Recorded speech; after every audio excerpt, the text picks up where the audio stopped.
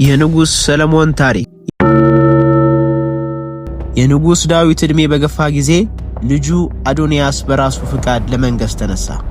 ሆኖም ነብዩ ናታንና የሰለሞን እናት ቤርሳቤህ ንጉስን ዳዊትን ቀደም ብሎ ለሰለሞን የገባውን ቃል አስታወሱት።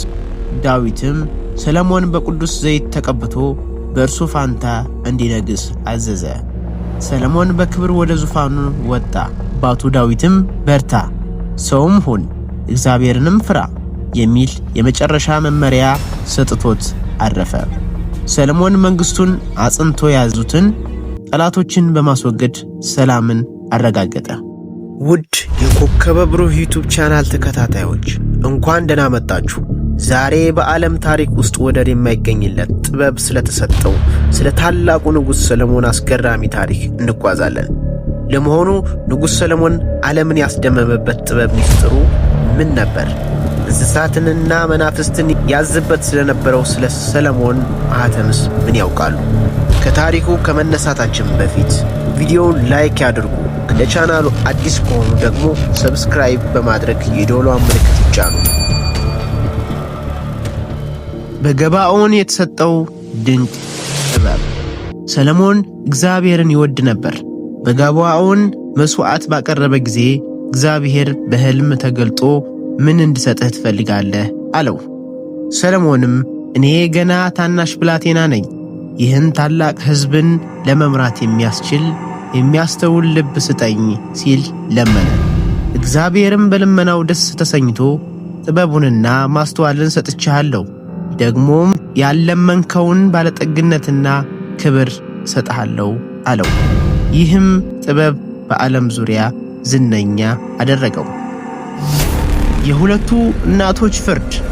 የሰለሞን ጥበብ በተግባር የታየ ሁለት ሴቶች ክርክር ነበር። ሁለቱም ሴቶች በአንድ ቤት ውስጥ ወልደው አንደኛዋ ልጇን በሌሊት ተኝታበት ስለገደለችው የሌላኛዋን ሕያው ልጅ ወስዳ የሞተውን በእቅፏ አደረገች።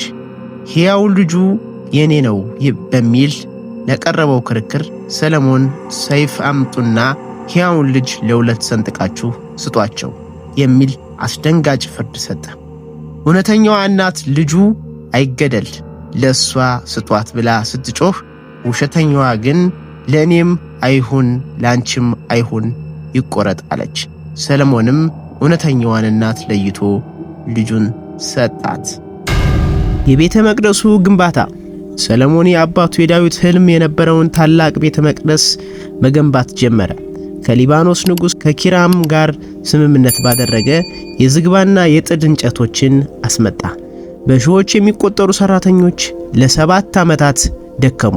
ቤተ መቅደሱ ውስጥና ውጭ በወርቅ የተለበጠ እጅግ ውብና አስደናቂ ነበር። ግንባታው ተጠናቆ የቃል ኪዳኑ ታቦት ሲገባ የእግዚአብሔር ክብር ደመና ሆኖ ቤቱን ሞላው። ሰለሞንም ተንበርክኮ ለእስራኤል ሕዝብና ለቤተ መቅደሱ ረጅም የምርቃን ጸሎት አደረገ። የሰለሞን መንግሥት ግርማና ዝና። ሰለሞን ለራሱም ለ13 ዓመት የገነባው ታላቅ ቤተ መንግሥት ነበረው። በዘመኑም ሰላም ሰፍኖ ነበር። 3000 ምሳሌዎችን ተናግሯል። 1500 መዝሙሮችንም ደርሷል። ስለ እጽዋት፣ ስለ እንስሳትና ስለ ተፈጥሮ ጥልቅ ዕውቀት ነበረው። የሳባ ንግሥት ከሩቅ አገር የሰለሞንን ጥበብ ለመስማት በከባድ ጥያቄዎች ልትፈትነው መጣች። ያየችውና የሰማችው ነገር ሁሉ ካመነችው በላይ ሆነባት። የነገሩኝ ከእውነቱ እኩሌታውን እንኳ አልነበረም በማለት አደነቀች። ውድቀትና ስህተት። ሰለሞን በስኬቱ መካከል ግን የእግዚአብሔርን ትእዛዝ መጣስ ጀመረ። እግዚአብሔር የእስራኤላውያን ከአሕዛብ ጋር እንዳይጋቡ አዞ ሳለ ሰለሞን ግን ከግብፅ፣ ከሞዓብ፣ ከአማንና ከሌሎችም አገራት 700 ሚስቶችና 300 ቁባቶችን አገባ። በዕድሜው መጨረሻ ላይ እነዚህ ሚስቶቹ ልቡን ወደ ጣዖት አምልኮ አዘነበሉት። እግዚአብሔር ለሁለተኛ ጊዜ ተገልጦ ቢያስጠነቅቀውም ሰለሞን ግን ለባዕድ አማልክት መስገጃዎችን ሰራ። በዚህ ምክንያት እግዚአብሔር በሰለሞን ላይ ተቆጣ። ስለ አባቱ ስለ ዳዊት ሲል መንግስቱን በእርሱ ዘመን እንደማይቀደው ነገር ግን ከልጁ እጅ 10 ነገድ ነጥቆ ለሌላ እንደሚሰጥ ነገረው። ሰለሞንም 40 ዓመት ከነገሰ በኋላ በኢየሩሳሌም ሞተ። በአባቱ በዳዊት ከተማም ተቀበረ። ከእርሱ ሞት በኋላ ልጁ ሮብዓም በነገሰ ጊዜ እንደተነገረው የእስራኤል መንግስት ለሁለት ተከፈለች። 10 ነገድ በኢዮርብዓም ስር ሲሆኑ 2 ነገድ ይሁዳና ቢንያም ብቻ ለዳዊት ቤት ቀሩ።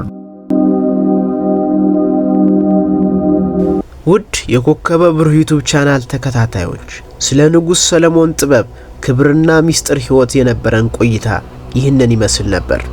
ለመሆኑ ከሰለሞን ታሪክና ጥበብ ይበልጥ ያስደመማችሁ የትኛው ክፍል ነው? ሐሳባችሁን ታች በኮሜንት መስጫ ላይ አካፍሉን፣ እንወያይበት።